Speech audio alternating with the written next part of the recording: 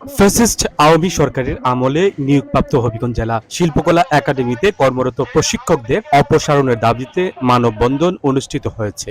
রবিবার সকালে হবিগঞ্জ জেলা শিল্পকলা একাডেমির সামনে এ মানববন্ধন অনুষ্ঠিত হয়।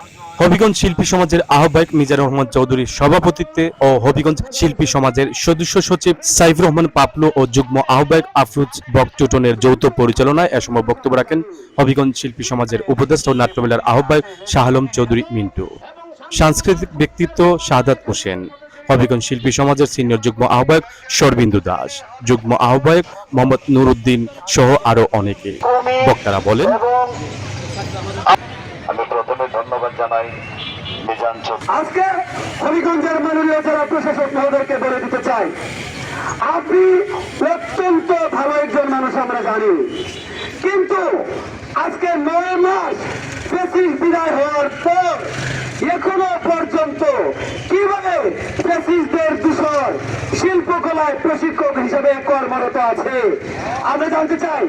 আমরা অবিলম্বে তাদেরকে প্রত্যাহার করে হবিগঞ্জের গুণী শিল্পীদেরকে প্রশিক্ষক হিসেবে নিয়োগ দেওয়ার আমরা দাবি জানাই।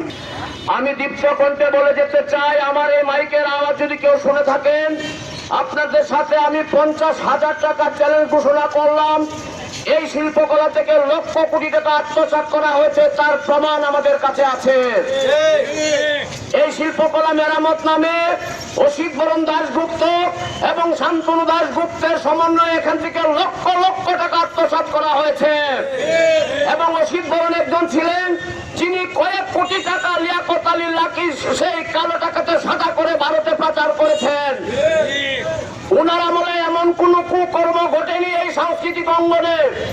আমরা বলতে চাই, যারা শিল্পী আছেন হবিগঞ্জের আপামর জনসাধারণ সব শিল্পী এক হয়েছে। যদি অচিরে সেই শিল্পকলার সাথে সম্পৃক্ত সেই প্রশিক্ষককে যদি অপসারণ করা না হয়, তাহলে পরবর্তীতে আরো বড় ধরনের কর্মসূচি আমরা ঘোষণা করব।